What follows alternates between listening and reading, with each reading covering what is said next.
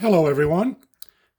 This is the follow-up session in which I'll paint the second set of do the second painting on the sunflowers. Let's take a look at what we did last time here. Here they are right here. This was done in the traditional watercolor method.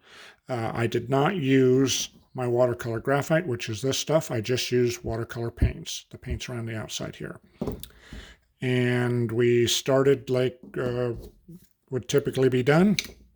Painting from lights to dark, put our yellows in, our greens, ending with our darker blues and the centers of the sunflowers. I really like it. I think it's a beautiful piece. It's very well done, in my opinion. It suits my tastes, and it reads well, and it's certainly valid. There's nothing wrong with it. It's certainly a beautiful way to work and do a watercolor painting.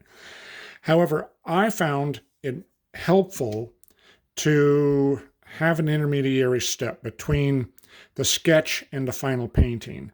This is basically done in a two-step process. The original sketch and then putting on the watercolor paints.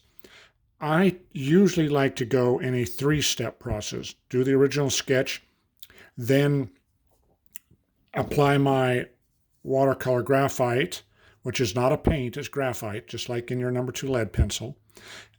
That establishes my values, my relative lights and darks. Basically, I make a black and white painting is what I do. And then over the top, I have fun with color. And I leave by omission the bright areas. Because this is dark, I grab the important dark areas, and then enough of the midtones to hold the piece together and give me the reference points that I want. I found that really helpful, and you might too. So let me demonstrate how this might look here. So there's the one we did before, traditional watercolor. And here we are on the next one. I started it the similar way, same basic outline, the 3 centers of the sunflowers here, the leaves coming off. And again, my source of light will be from the upper left. I'm left-handed. Unless you put the source of light in the painting itself, it would typically be by default for a left-hander off the sheet at 10 o'clock, for a right-hander off the sheet at 2 o'clock. And so now last time I was going to paint with my Hake brush, finish it, I forgot. I did it all in the 3/4 inch flat, but this time I'll do it all in the Hake.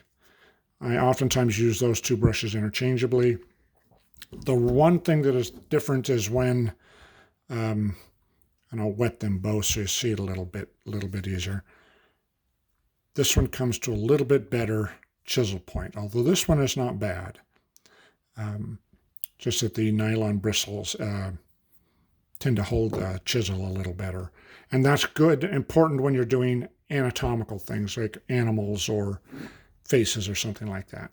But all right, let's dive in here. There's my sketch.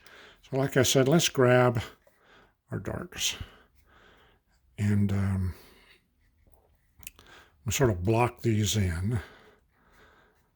I paint in a Ron Ranson-esque type style, which is his signature was always fast and loose. And again, you vary the thickness of the graphite for how dark you want it. On the original one, we had these pretty dark back here in this corner because these leaves were pretty dark. And I kind of paint around where the flowers will be. Think it down the road a little bit, how the painting will come together. So there we go. That's got the basic darks put in here. So that's my second step. First step, obviously, the sketch. Second step, the watercolor graphite. And in the third step now, we'll have fun with color. And so we'll follow what we did last time. Paint traditional watercolor. Starting again with the brush. Here we come. Sort of march around here like this. All right, same basic thing. I've got that big, beautiful light yellow. Yeah, now, let's see, we did this last time too, sort of where the shadow is going to be. It's going to have a dark center. I'll get to that in a moment. Come back over here. I've got my greens. Okay, my nice greens here. Coming down. Work it around. Some greens here.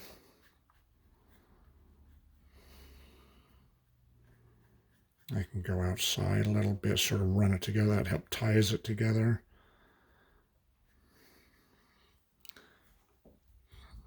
Okay. And let's see, remember I had cobalt in here, darken it some, sort of let it run, let it do its thing. Sort of let it run. All right, here's our lights like we did the last time, like I typically do with my cerulean blue. Okay. And I'm going to do like we did the time before.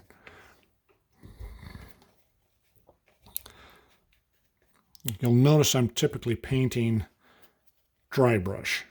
Paper's dry, but I wet it ahead of it.